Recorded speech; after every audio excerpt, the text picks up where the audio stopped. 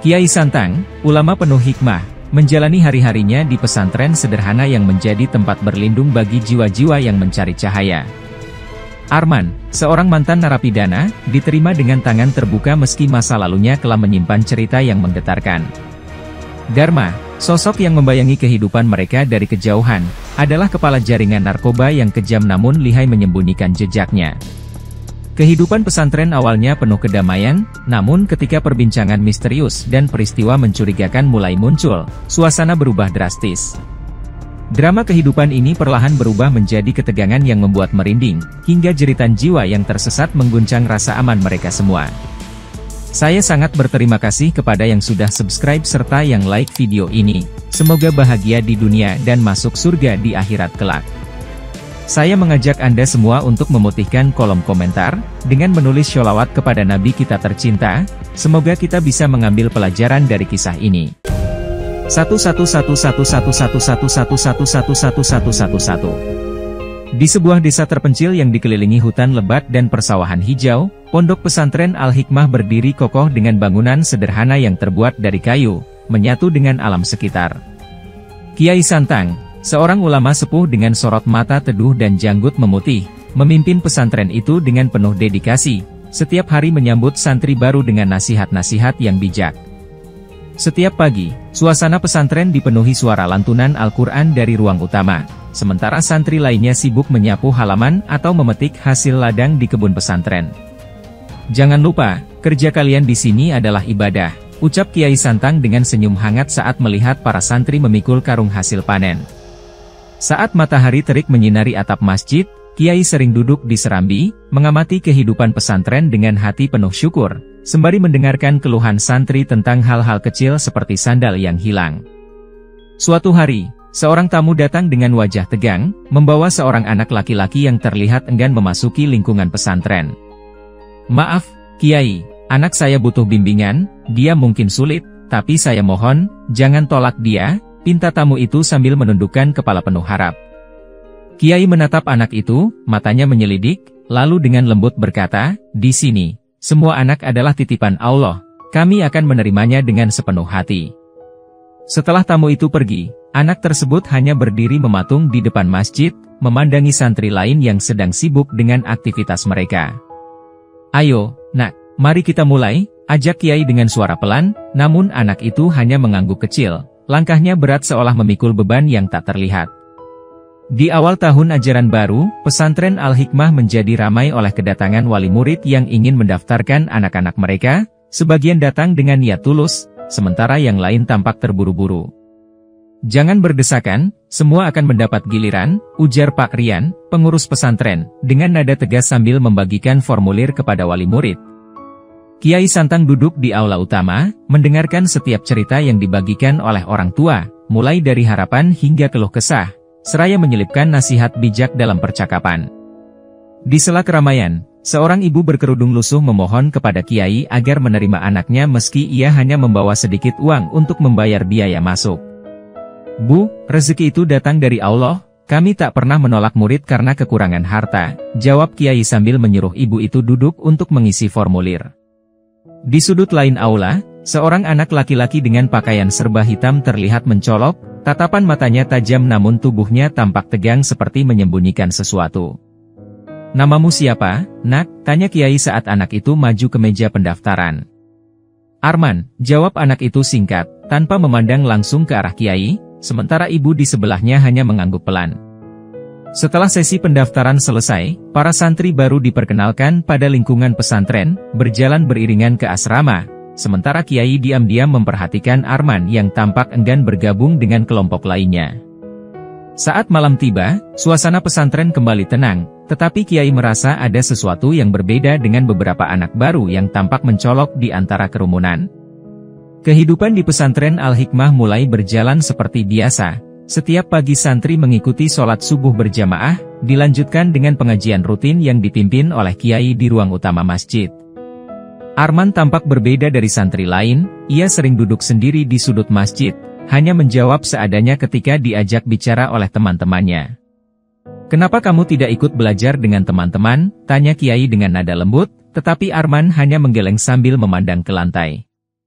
Saat waktu kerja bakti tiba, para santri mulai membersihkan halaman pesantren, tetapi Arman memilih duduk di bawah pohon mangga, mengamati mereka tanpa minat untuk bergabung.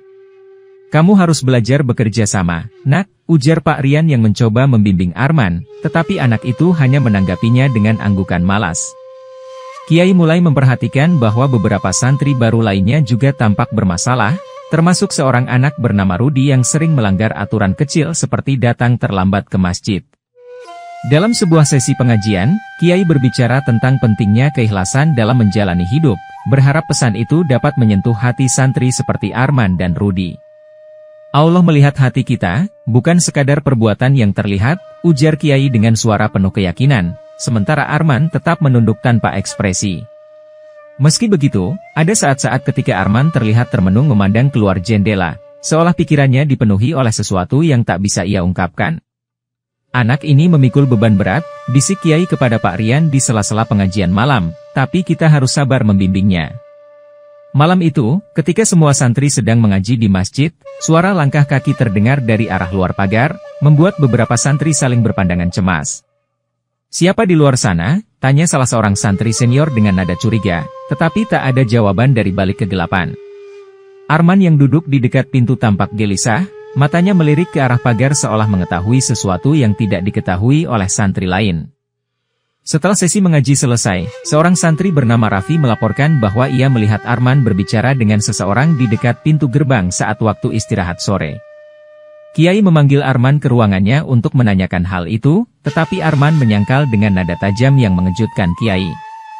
"Saya tidak melakukan apa-apa, Pak, jangan tuduh saya tanpa bukti," ucap Arman dengan suara keras, membuat suasana di ruang itu menjadi tegang. Meski Kiai mencoba menenangkannya, Arman keluar dengan langkah cepat, meninggalkan Kiai yang termenung memikirkan sikap anak itu. Malam itu, Pak Rian melakukan patroli tambahan di sekitar pesantren untuk memastikan keamanan lingkungan. Di bawah cahaya bulan yang temaram, ia melihat bayangan seseorang melintas di luar pagar, tetapi saat didekati, bayangan itu menghilang ke arah hutan.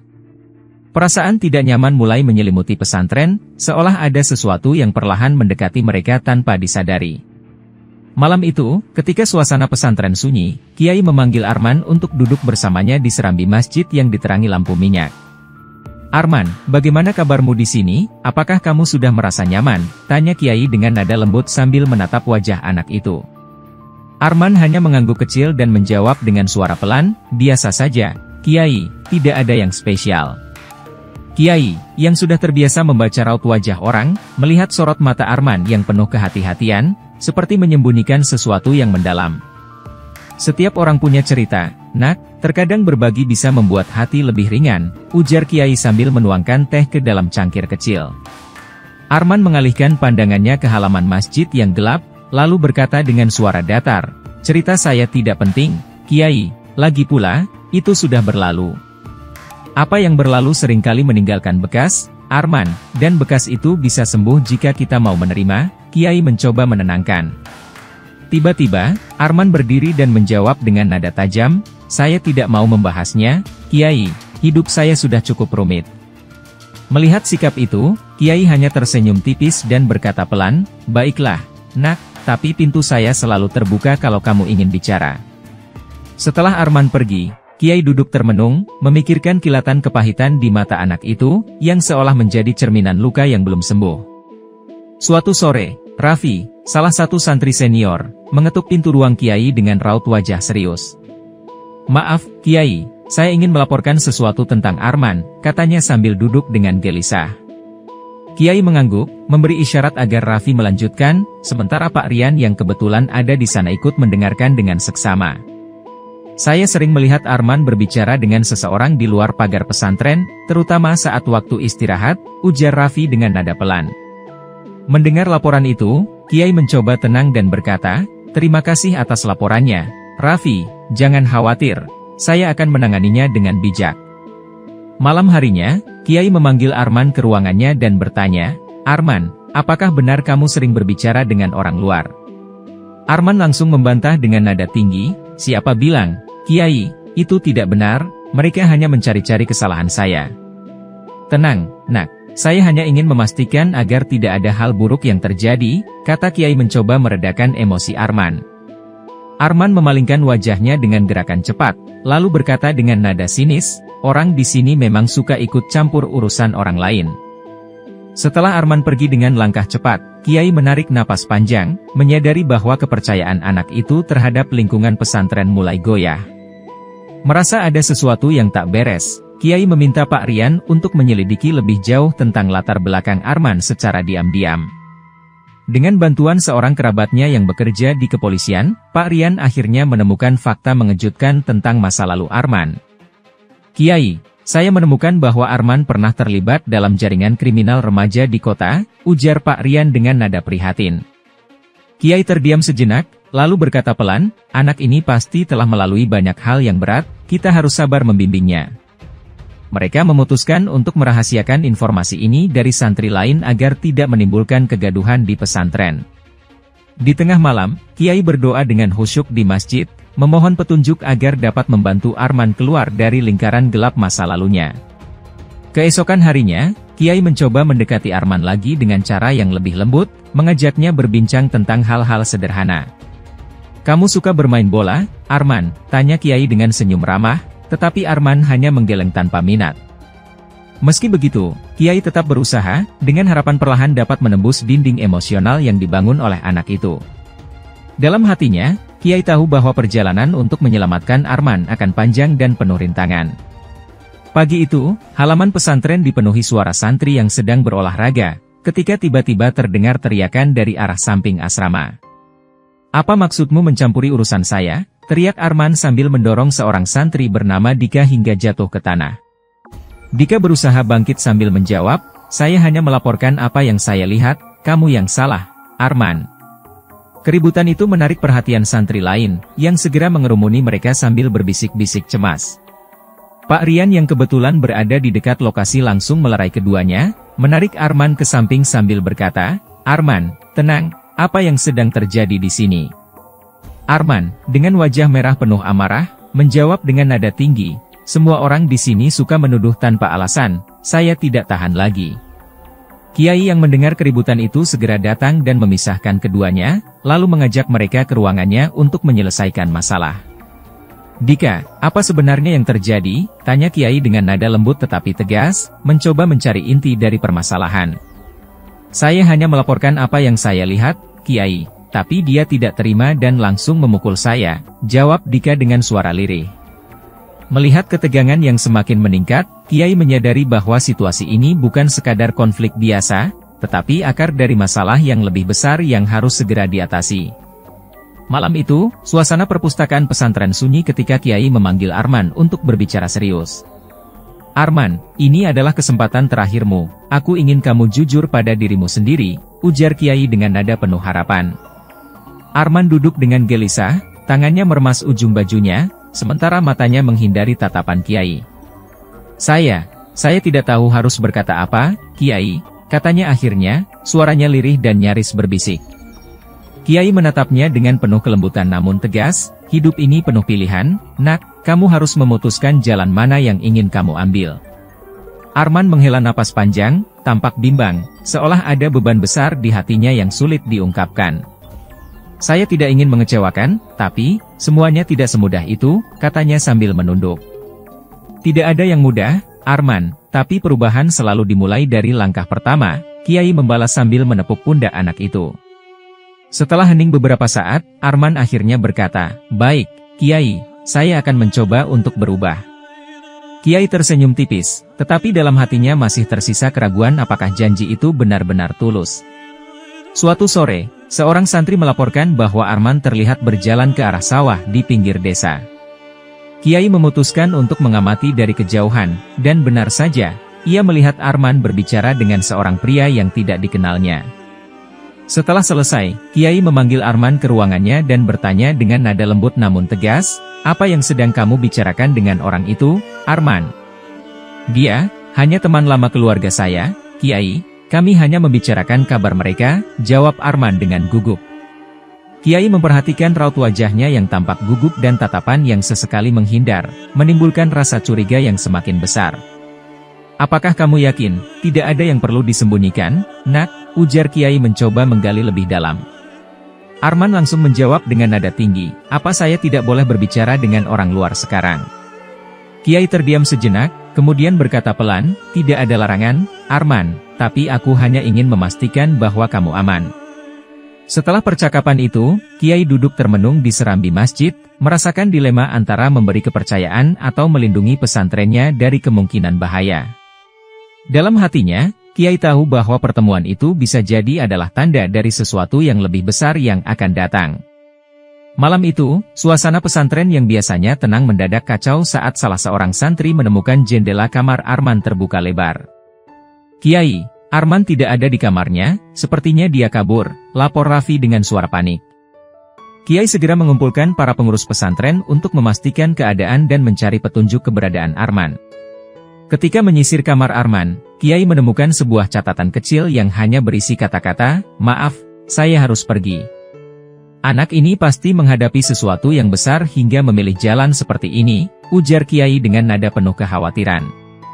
Keesokan paginya, kabar kepergian Arman menyebar di antara para santri, menimbulkan berbagai spekulasi dan kecemasan. Pak Rian menyarankan agar Kiai melapor ke pihak berwenang, tetapi Kiai menolak, merasa tanggung jawab itu ada padanya sebagai pembimbing.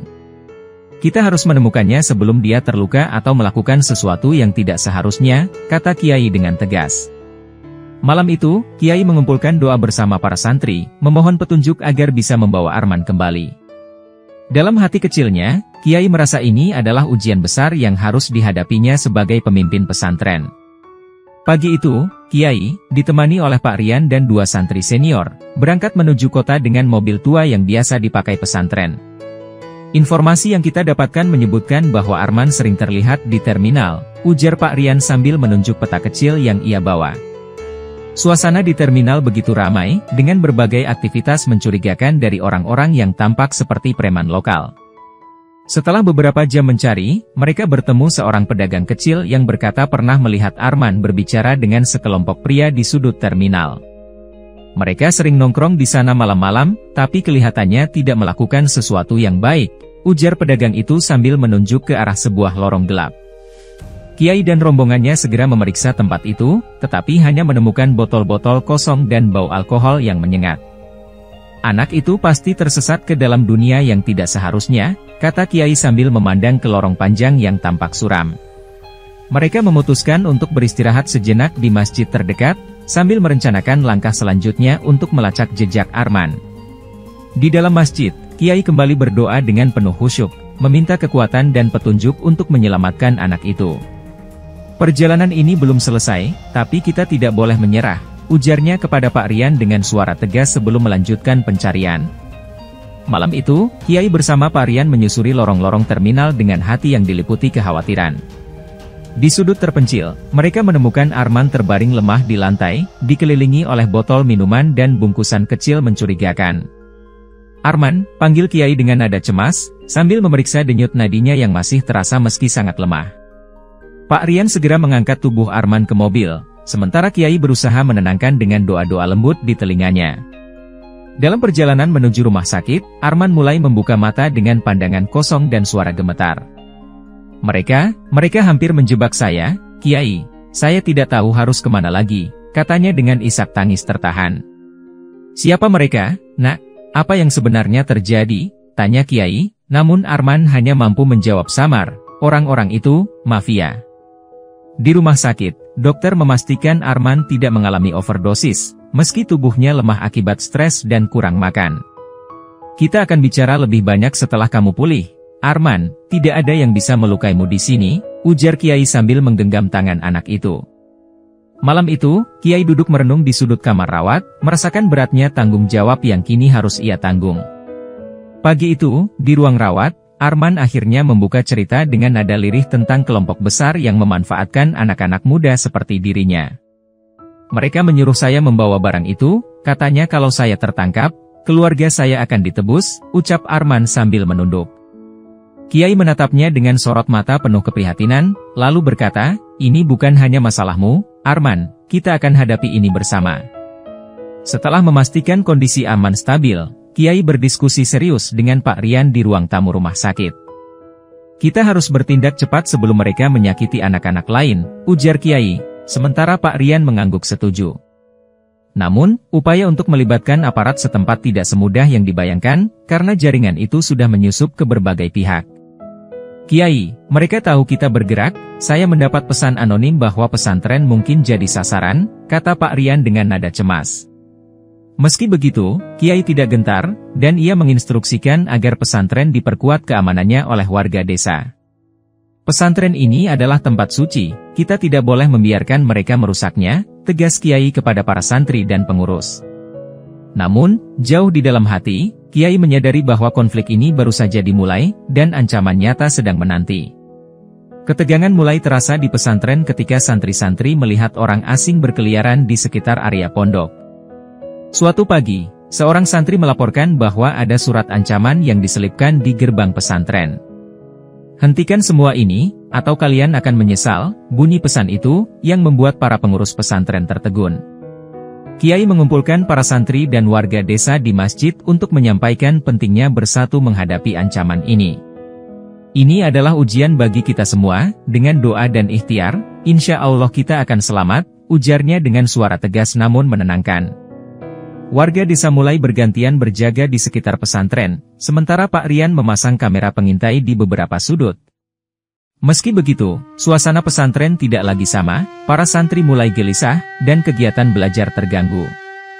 Kiai, apa kita tidak sebaiknya memindahkan anak-anak ke tempat yang lebih aman? Tanya salah satu pengurus. Namun, Kiai menolak dengan lembut, kita tidak boleh lari dari ketakutan, ini rumah kita, dan kita harus melindunginya. Ancaman ini menjadi momen bagi Kiai untuk menguji kesetiaan semua orang terhadap prinsip keadilan dan keberanian. Tengah malam, suara kaca pecah memecah keheningan pesantren, membuat para santri terbangun dalam kepanikan. Ada yang masuk, Kiai, teriak salah satu santri yang melihat bayangan orang-orang bersenjata memasuki halaman pesantren. Kiai segera mengumpulkan para santri di aula utama, sambil meminta mereka membaca doa bersama untuk meminta perlindungan. Sementara itu, beberapa warga desa yang berjaga mencoba melawan dengan peralatan seadanya, meski kalah jumlah. Mundur semua, jangan sampai ada yang terluka, perintah Kiai ketika para pelaku mulai merusak pintu dan jendela. Suara keras dari pengeras suara masjid menggema, memutar lantunan ayat suci Al-Quran, yang entah bagaimana membuat para penyerang ragu. Ini tempat suci, jangan berani mengotori dengan perbuatan kalian, seru Kiai dengan suara lantang dari aula. Perlahan, para pelaku mundur ke arah gerbang, namun meninggalkan pesan ancaman yang lebih serius di dinding. Para santri yang ketakutan mulai menangis, tetapi Kiai menenangkan mereka dengan berkata, kita sudah melewati malam ini, jangan takut, Allah bersama kita. Keberanian Kiai malam itu menjadi cerita yang dikenang oleh semua orang, tetapi ia tahu bahwa bahaya masih belum benar-benar berlalu. Di tengah malam yang sepi, Kiai duduk di ruang doa pesantren, ditemani suara angin yang menderu pelan. Ia mulai berzikir dengan penuh kehusyukan, berharap Allah memberinya petunjuk tentang langkah apa yang harus diambil berikutnya. Cahaya lilin berkedip-kedip di sekeliling ruangan, menciptakan bayangan yang menari di dinding, seolah menandakan ketegangan yang merasuk. Ya Allah, berikan kami jalan keluar dari keburukan ini, ucap Kiai dengan nada lirih namun mantap. Setelah berjam-jam dalam keheningan zikir, Kiai tertidur dan mendapatkan mimpi tentang sebuah pertempuran besar di tanah pesantren. Di dalam mimpinya, ia melihat santri-santri bergabung dengan warga desa, melawan kejahatan yang menyerang dari segala arah. Ketika ia bangun, tubuhnya terasa ringan namun penuh energi, seolah telah diberi kekuatan baru. Ini adalah pertanda bahwa kita harus bergerak, gumam Kiai saat menatap langit yang mulai terang di ufuk timur. Dengan hati yang yakin, ia memanggil Pak Rian dan beberapa pemimpin pesantren untuk menyusun strategi baru. Waktunya bertindak sudah tiba, kita harus bersiap menghadapi apapun yang akan datang, ucapnya dengan tatapan tajam. Pagi itu, Kiai dan Pak Rian mengadakan pertemuan rahasia dengan pihak kepolisian di sebuah rumah kosong milik warga. Kita akan sergap mereka malam ini, markas mereka di tepi hutan harus kita lumpuhkan, kata seorang perwira polisi dengan serius. Semua persiapan telah dilakukan dengan cermat, kendaraan, senjata, dan rencana pelarian semua diperhitungkan. Namun, ketika malam tiba dan tim penyergap tiba di lokasi, tempat itu sudah kosong seperti tak pernah ada aktivitas. Mereka sudah tahu kita akan datang, kata Pak Rian dengan frustrasi, melihat barang-barang yang ditinggalkan secara tergesa-gesa. Kiai berdiri di tengah ruangan yang gelap, merasakan kehadiran bahaya yang lebih besar mengintai. Kita harus kembali ke pesantren, mereka mungkin sedang merencanakan sesuatu yang lebih buruk, ucap Kiai dengan tenang tapi penuh peringatan. Dalam perjalanan pulang, mobil-mobil patroli berjalan pelan di jalan tanah berdebu, menandakan kerumitan situasi yang mereka hadapi. Kiai merasa bahwa pesantren kini benar-benar dalam ancaman, dan waktu mereka semakin terbatas. Mereka mengawasi kita, dan kita harus lebih waspada dari sebelumnya, tambahnya sambil menatap langit malam yang kelam. Pagi berikutnya, Kiai memanggil seluruh warga desa untuk berkumpul di halaman pesantren dan berbicara dari atas panggung kayu sederhana. Kita sedang menghadapi ancaman besar, tapi dengan kebersamaan kita bisa melawan, ujar Kiai dengan suara penuh keyakinan yang menggema di udara. Warga desa, termasuk para petani, pedagang, dan orang tua santri, menyatakan kesediaan mereka untuk membantu melindungi pesantren. Para pemuda mulai bergantian menjaga pintu gerbang dan perimeter pesantren, sementara yang lain mempersiapkan persediaan makanan dan obat-obatan. Suasana desa berubah, ladang-ladang tetap diolah, namun semua orang waspada, dan banyak yang membawa senjata sederhana untuk berjaga-jaga. Kiai, kami bersama Anda. Ini bukan hanya masalah pesantren, tapi kehormatan desa kita, kata Pak Budi, seorang sesepuh desa, dengan tegas. Kiai menepuk pundak Pak Budi dan berkata, semangat ini adalah yang kita butuhkan, terima kasih atas dukungan kalian semua. Dengan dukungan dari desa, Kiai merasakan ketenangan meski ancaman masih terus menghantui dari kejauhan. Anak-anak santri kembali berlatih dengan semangat, sementara para pengajar mengarahkan mereka dengan doa dan nasihat bijak. Rasa kebersamaan dan gotong royong kini menjadi benteng pertama dalam menghadapi musuh yang semakin mendekat. Malam itu, suara gong dari pintu gerbang pesantren bergema keras, diikuti teriakan yang menandakan serangan besar sedang berlangsung. Kelompok besar bersenjata tajam merangsek masuk, membawa parang dan pentungan, sambil meneriakkan ancaman yang mengguncang malam. Kiai berdiri di depan aula, mengarahkan para santri untuk berlindung sementara para pemuda desa mempersiapkan pertahanan. Tetap tenang, jangan biarkan mereka memecah keberanian kita, seru Kiai dengan suara menggema. Warga desa dan para santri senior bersatu, menggunakan segala alat yang mereka punya, bambu runcing, kayu, dan bahkan batu, untuk melawan. Perkelahian pecah di halaman, dengan suara benturan dan teriakan bercampur menjadi satu dalam kekacauan. Kiai tetap berdiri tegar, membaca ayat-ayat Al-Quran yang membuat sebagian penyerang ragu untuk maju lebih jauh. Pak Rian mencoba menghubungi polisi melalui radio komunikasi darurat, namun jaringan terputus akibat pemblokiran sinyal yang diduga dilakukan oleh kelompok penyerang. Kita akan bertahan, jangan biarkan mereka masuk ke dalam pesantren, perintah Kiai dengan suara serak namun tegas. Meski banyak yang terluka, semangat para santri dan warga desa tidak padam, membuktikan bahwa keberanian mereka tidak dapat dikalahkan dengan mudah. Di tengah pertempuran sengit, suara dentingan senjata tajam dan teriakan terdengar menggema di seluruh halaman pesantren. Kiai, yang berdiri di barisan depan untuk melindungi santrinya, terkena pukulan benda tajam di bahunya, membuat tubuhnya limbung dan terjatuh. Kiai terluka, teriak seorang santri sambil mencoba mengangkat tubuh Kiai yang bersimbah darah. Para warga dan santri segera membentuk barikade untuk menahan serangan, sementara Kiai dilarikan ke rumah sakit terdekat dengan kondisi kritis. Suasana pesantren berubah mencekam, dengan ketegangan menyelimuti setiap sudut tempat yang sebelumnya penuh dengan kedamaian. Kita tidak bisa menyerah, ini adalah tanah kita, seru Pak Budi, mencoba menyemangati warga yang mulai goyah karena ketidakhadiran Kiai. Para santri, yang biasanya mengikuti bimbingan Kiai, terlihat bingung dan kehilangan arah di tengah kekacauan. Beberapa dari mereka hanya bisa menangis dan berdoa, berharap Kiai dapat segera kembali memimpin mereka. Di rumah sakit, dokter bekerja keras untuk menstabilkan kondisi Kiai yang kehilangan banyak darah. Meski terluka parah, Kiai sempat berbisik lemah kepada Pak Rian, jangan biarkan mereka menghancurkan iman kita.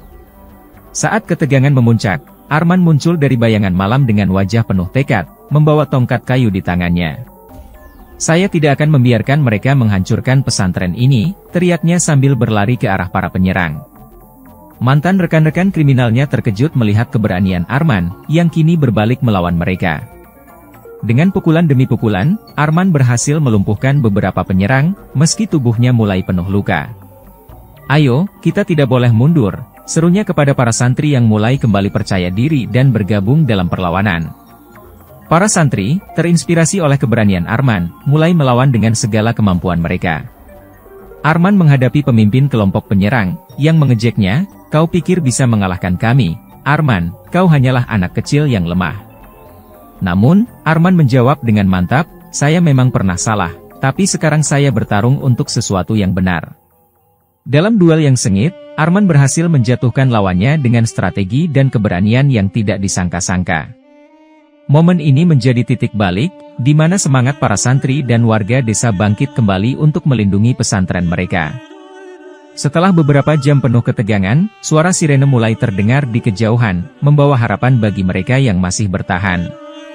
Polisi dan TNI tiba dengan perlengkapan lengkap, langsung mengepung pesantren dan melumpuhkan para penyerang yang tersisa. "Akhirnya bantuan datang," kata Pak Rian dengan napas lega, sambil membantu seorang santri yang terluka ke tempat aman. Para penyerang, termasuk pimpinan mafia, ditangkap dan dibawa ke dalam kendaraan tahanan, meski beberapa mencoba melawan. Kiai, yang masih dirawat di rumah sakit, diberi kabar bahwa pesantren telah diselamatkan dari ancaman besar. "Alhamdulillah, ini semua berkat doa dan perjuangan kita bersama," ucap Pak Budi, yang memimpin doa syukur bersama warga desa. Kerusakan di pesantren terlihat jelas, jendela-jendela pecah, peralatan rusak, dan banyak tanaman hancur akibat pertempuran. Namun, para santri mulai bergotong royong membersihkan halaman, membangun kembali tempat yang mereka cintai. Arman berdiri di tengah lapangan dengan tubuh penuh luka, tapi matanya bersinar dengan semangat baru.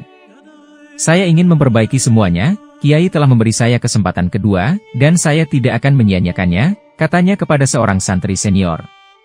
Setelah kondisinya mulai membaik, Kiai kembali ke pesantren dengan bantuan tongkat, disambut oleh tangis haru para santri dan warga.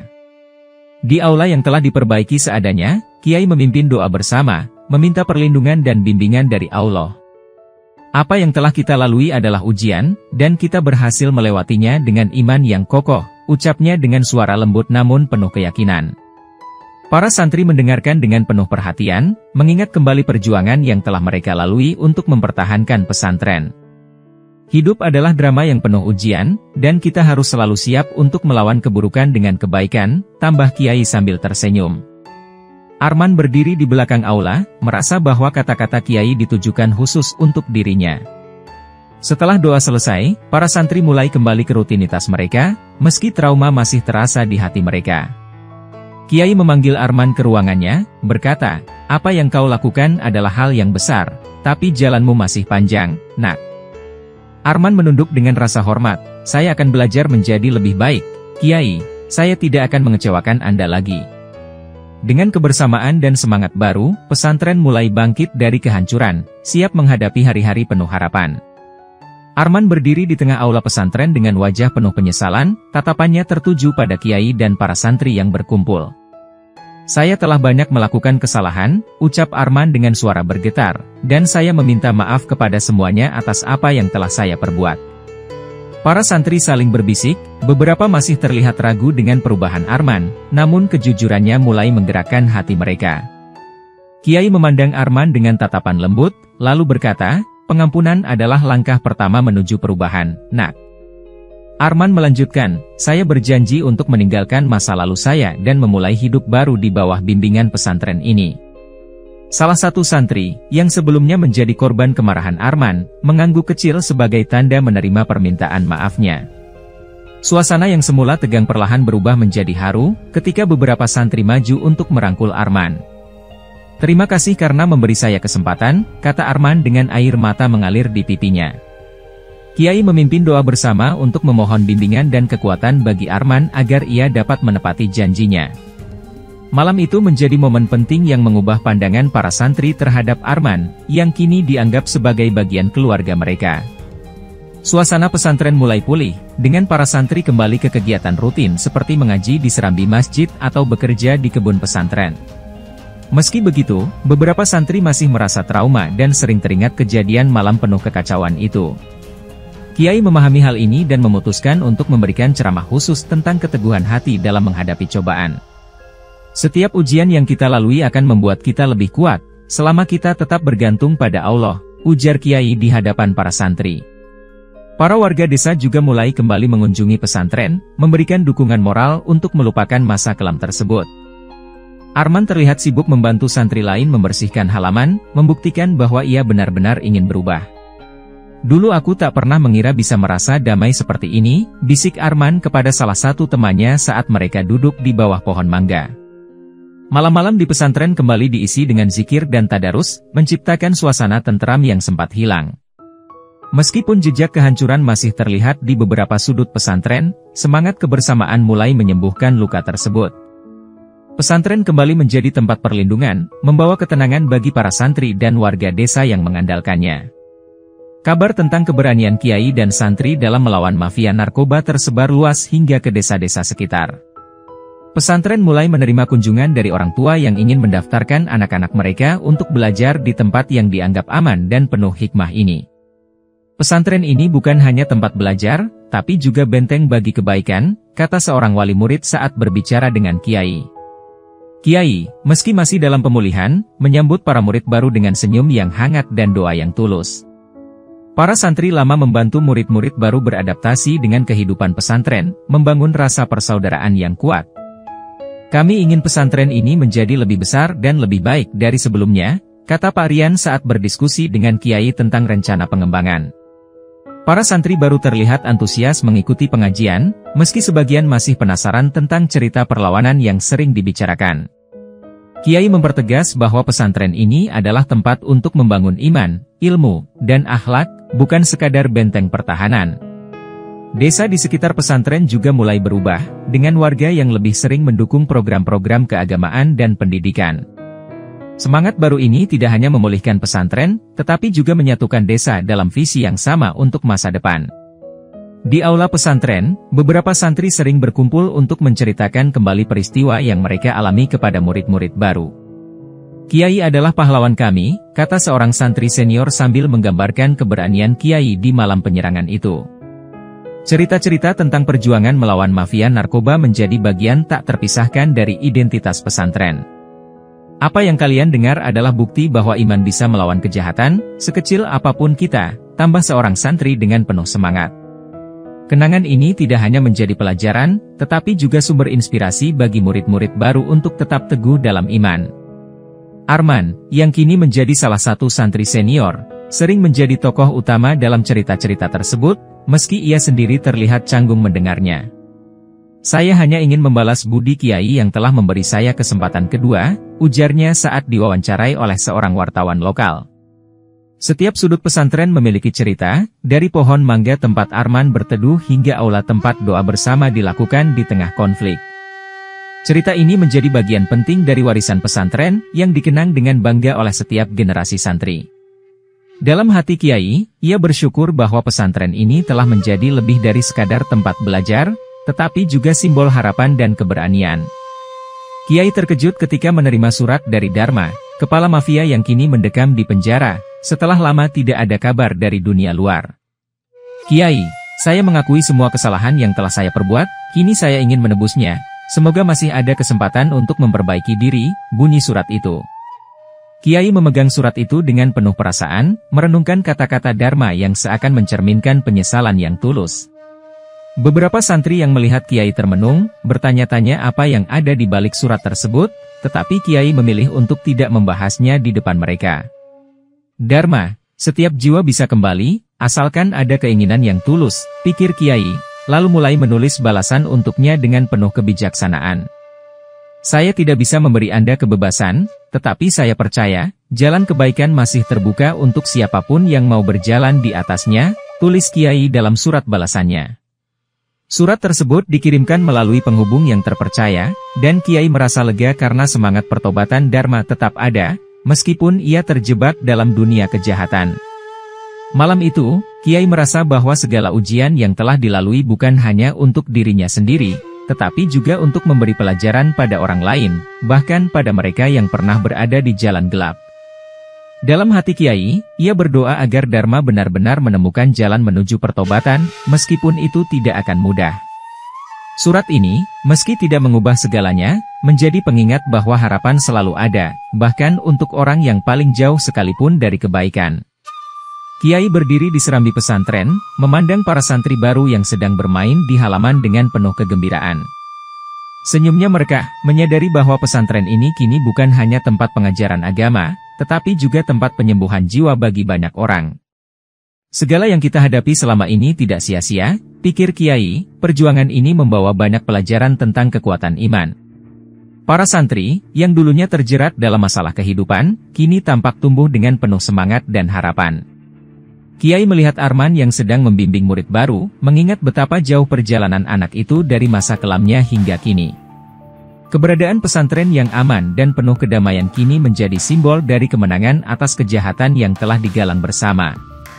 Kiai berdoa, berharap agar pesantren ini selalu menjadi tempat yang membawa kebaikan, tidak hanya bagi para santri, tetapi juga bagi desa dan dunia sekitar. Iman adalah senjata terkuat dalam melawan segala bentuk kejahatan, ujar Kiai dalam hati, menatap langit yang mulai memerah senja. Ketika para santri berkumpul di masjid untuk berdoa bersama, Kiai merasa damai, menyadari bahwa perjalanan panjang ini telah mengubah banyak hal. Dengan rasa syukur yang mendalam, Kiai menyaksikan dunia pesantren yang kini lebih bersinar, penuh dengan harapan baru yang tak terhingga.